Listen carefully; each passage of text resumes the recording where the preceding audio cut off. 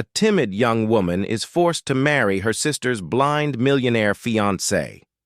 But in that darkness, something unexpected begins to bloom, a love that dares to grow beyond lies and judgment.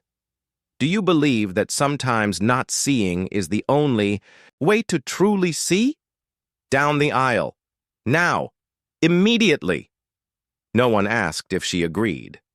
Her mother's hand gripped Valeria's wrist like an iron shackle, dragging her toward the wedding dress that shimmered like a glittering trap. Her voice was colder than ice. "Celeste isn't coming. You have no choice. Walk down that aisle." The tiny dressing room seemed to collapse in on itself, the heavy perfume, the sharp clack of heels, assistants whispering orders, and the frantic knocking of the wedding coordinator. All of it hammered against Valeria's skull. She said nothing, not because she agreed, but because her throat had locked under her mother's glare. If this wedding falls apart, we'll all be begging in. The streets. "Your sister won't marry him, so you will. You owe me that." And Celeste, her sister, stood by the door, arms crossed, face carved from stone. Her words dripped with venom.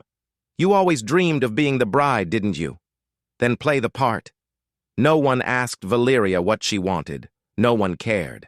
The dress had been steamed, her name inked on the license, and at the end of the aisle waited Lucian Drake, blind, wealthy, proud. A man handpicked by her family as a financial lifeline. For 6 months, Valeria had spoken to him over the phone, pretending to be Celeste. Her laugh, her tone, even her perfume, rehearsed until flawless, because as her mother once said, Celeste doesn't waste time on sentimental nonsense. Now, beneath the candlelight of St. Vincent's Cathedral, in front of the press and the elite, Valeria was about to marry a man who couldn't see, but who could feel everything. When the minister asked, "Do you, Valeria Quinn, take Lucian Drake?" the air turned to ice. She saw her mother's cold nod, Celeste's smirk. Her voice cracked. "I do." Lucien tilted his head, his voice low, deliberate. "Why are you shaking? Are you afraid I'll see you?" For one fleeting second, Valeria knew. He wasn't joking. He had felt something. Applause thundered. Cameras zoomed. Valeria smiled, not out of joy, but because Celeste was watching, smug, victorious. She told herself this would last only a day. Fool the world, sign the papers, and disappear. But even as she thought it, the cold ring on her finger felt heavier than stone. And as the car door shut behind them, as the city lights faded into darkness, Lucian Drake, sightless, silent, already, knew she was trembling. That's where I'll pause. Because from here, the tension builds in the house, the quiet dinners, the first signs Lucien suspects, the difference in Valeria's voice and touch, and then the slow blooming of something real. I never treated him like a transaction. The two women froze just for a moment. Then her mother spoke like casting a curse. "Don't fool yourself into thinking this is love. You're borrowing a place that was never yours, and when I take it back, you won't have the right to cry." The door slammed behind them. Valeria stood still. She had never fought back like that before, but the strangest part was this time, she wasn't afraid. All that remained now was a single question. If Lucien knew everything, would he see her as a betrayer, or the only one who ever treated him with honesty? When the door closed behind her mother and Celeste, Valeria didn't cry. She didn't scream, but something inside her cracked. Not a shattering quake, but a slow, quiet fracture. Like someone carving away at the last layers of trust she had left. She left the room and wandered down the long hallway to the back veranda. Sunset was fading, the final light of day, slanted through the sheer curtains, painting the garden in a pale orange hue. Delicate, fleeting like her, Valeria sat at the edge of the porch where the sun's last rays were slipping beneath the trees, swaying in the wind. She hugged her knees to her chest as if they were the only thing keeping her from falling into the endless black void inside her. Her mother's voice still echoed in her ears. Celeste's laugh folded into it like a cruel whisper in a locked basement. "You're just a second-rate copy. You don't get to love." She hadn't fought back as much as she'd wanted. She'd only managed one sentence. "He's a good man." And somehow that was enough to make her mother laugh as if she just heard a cheap, ridiculous joke. Valeria buried her head in her arms. Her tears no longer fell in waves. They came one by one, heavy and slow, like her heart wasn't beating anymore, just bleeding behind her. There was the faintest sound she didn't need to turn around Lucian. He sat down beside her. No questions, no words, just silence. But it wasn't empty. It was thick, weighty, full of everything. Neither of them could yet say, after a long moment his voice came low and steady. "Have you ever wished you were someone else?" Valeria looked up, the question pierced straight through her ribs. "Yes," she whispered. "Every day?" Lucien nodded slightly, without judgment. Then he leaned in his hand, reaching out to touch hers. Not to hold, just to touch, like he needed to make sure she was still there. "If one day I get to see you." He paused, as if tasting the weight of his words. "I'm afraid I won't want." To look away, Valeria turned toward him, aching to meet his gaze. Even though she knew it wouldn't matter, he couldn't see her. And yet in that exact moment she felt more seen than ever before. She tried to say something, but her throat burned her heartbeat, stumbled. Her words dissolved into breath. Lucian didn't wait for a response. He pulled his hand back, stood slowly. The breeze tousled his hair across his forehead. "You know," he stopped his back to her, "there are some things you can only see Mars without. Your eyes." Then he walked away, leaving Valeria alone with the last trace of sunlight and a heart beginning to tremble with something that felt dangerously close to breaking free. Lucian didn't go back inside. Right away, he stood beneath the awning. For a while, his back still turned as if weighing something, whether to speak or carry the thought with him forever. At last, he spoke quietly, slowly, but enough to stop Valeria's breath. "Tomorrow I'm going to the hospital." She looked up, startled. He turned slightly, not quite facing her, but his voice was bare, without armor. "There's a doctor in Switzerland, an experimental procedure, they say. The odds aren't great, but there's hope." Valeria opened her mouth, but no words came. No blessing, no protest. Because anything she said now would cut both ways. Lucien bowed his head, his hands buried in his coat pockets.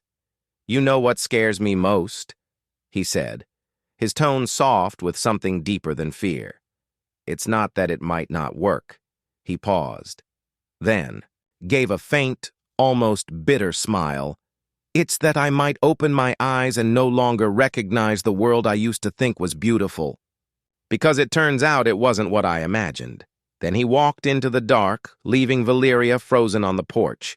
The wind crept across her shoulders, cold and sharp, whispering one quiet, devastating question: if he sees tomorrow, will he ever want?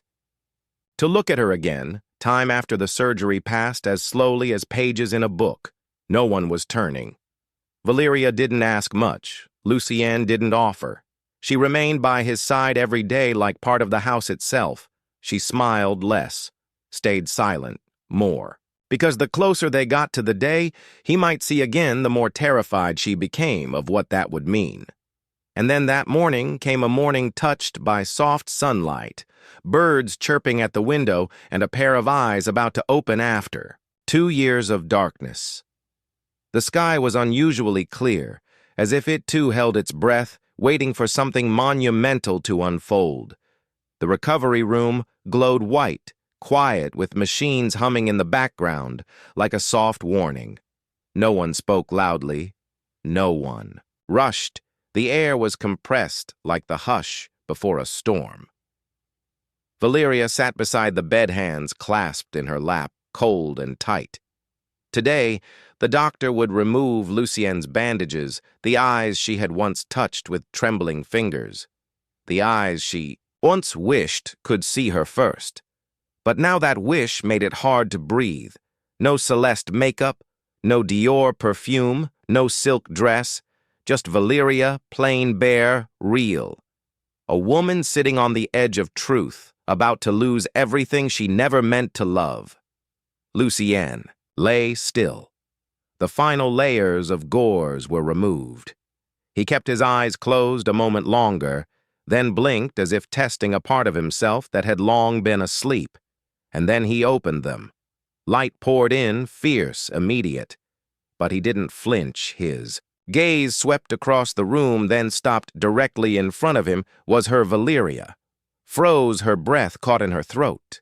She couldn't move, couldn't blink. Her heart thudded wildly. Her chest ached from the weight of a hope she dared not hold. Lucien looked at her. He didn't squint. He didn't recoil. He didn't turn away. He simply looked like he had expected to see her. Not with surprise, but recognition. Valeria opened her mouth, but no sound came, only her eyes full of something between fear and love. "You're not Celeste," Lucien said. His voice quiet, measured like a verdict that had long been deliberated. It wasn't loud. It wasn't cruel, but for Valeria, it landed like a blow, not to her face, but to the last fragile pieces of whatever protection she had left. She flinched, stepping back half a pace, hands clenched, lips trembling. Any excuse, any explanation suddenly felt hollow. But Lucien didn't stop. He sat up, eyes never leaving hers. "I've known her for a long time from your voice. From the way you set the tea on the left instead of the right, from how you say I'm sorry like no one's ever forgiven you before." Valeria wept no longer. Quiet tears, she collapsed into herself, covering her face like a child. Her whole body shook, not from shame, but from the fear that maybe even after everything she wasn't worthy of being loved. Why, she choked out her voice, breaking like wet paper. "Why didn't you say something sooner? Why did you let me keep lying to you?" Lucien walked toward her every step, closing the distance between them and toward the truth they'd both been afraid of. He stopped, stood before her, lowered himself, and gently touched her face, wiping away the bitter tears. "Because I was waiting," he said, "to see if you could love me as a man, and not just as the final role in your family's game." Valeria looked up. Her eyes met his eyes, newly born into light, still adjusting, still blurred, but warmer than the first sun of spring. Lucien took a breath, and for the first time he said her real name, Valeria. He didn't say it with anger. It wasn't an accusation, it was a truth. A name stripped of disguise, a word never spoken aloud, now made sacred by the way it left his lips. Valeria broke again, but this time she didn't hide her face. She let it happen. Let him see. Lucien whispered, "I didn't love you because you reminded me of someone I loved you, because you dared to be different, because you loved me when I had nothing left to offer but blindness and loneliness." He pulled her into an embrace light as thread, but tight enough to wrap around a heart just starting to heal. At the doorway, Celeste appeared silent, still watching everything she could no longer change.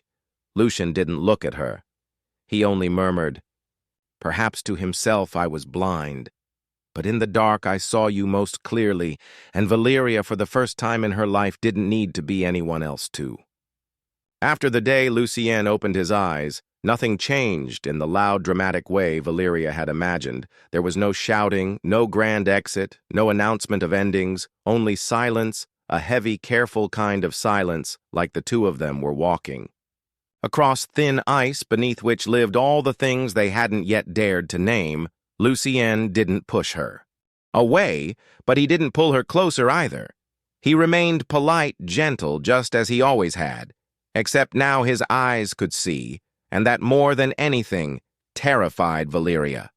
She felt seen, but also more exposed than ever before.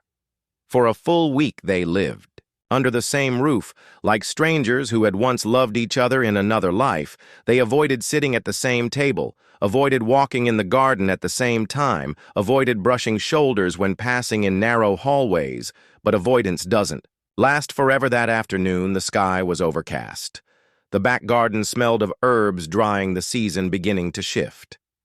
Valeria sat on a wrought iron chair beside the wilted lavender. Lucian came outside slowly, without intent, but still stopped in front of her. They sat across from each other like participants in a quiet meeting where both knew this might be the final page.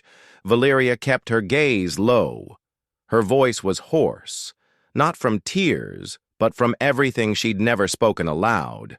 "I didn't come for you, Lucienne," she began. "I came because of a promise, a phone call I couldn't turn away from."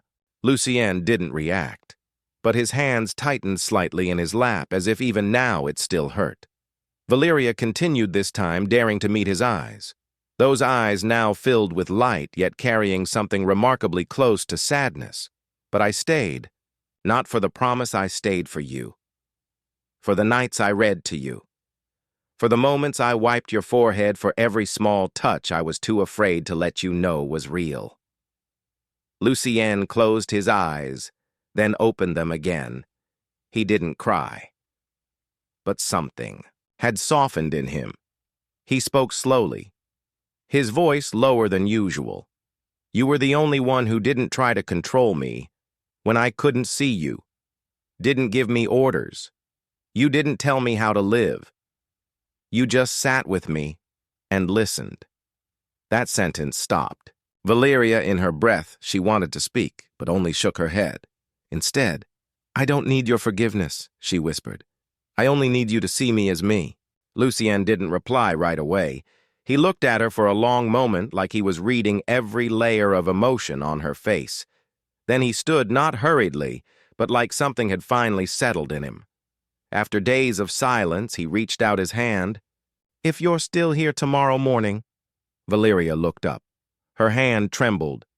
"Then stay, not because I need you, but because I want to start over with you." He paused, his eyes catching what little light was left in the sky for the first time, without pretending to be anyone else. Valeria raised her hand to her mouth, as if to steady something breaking open inside her. She didn't nod. She didn't cry. But in her eyes, something had been returned to her, a sense of worth, a flicker of hope, a quiet, rightful place in someone's heart without having to trade away who she was to earn it. 1 year later in the mountains of Oregon, where the morning mist blankets the pine forests and sunlight visits like an old gentle friend, there's a small center tucked beside a clear, still lake. On its simple wooden sign, hand-carved words read, "The Touch of Light." Lucien and Valeria live there. They don't call it hiding. They call it rebirth. Each morning, Valeria guides blind students around the lake, teaching them to sense their path through sound, scent, and the rhythm of their own hearts. Lucien teaches music, something he once dismissed as meaningless. Now he teaches through sight, through touch, and with a voice more tender than it's ever been. No one here calls him a millionaire. They call him the man who could see in the dark, and Valeria, no one calls her by the wrong name anymore. At the same time, in a luxurious villa in Florida, Celeste is now married to a young senator, handsome, ambitious, with a bright political future. But 4 months ago, a car accident took the sight from both his eyes. Now each morning, Celeste brews his tea, chooses his shirts with help from a fashion assistant, and learns how to describe a sunset to someone who will never see one. That blind man, sweet trusting, calls her the light of his life every time he says it.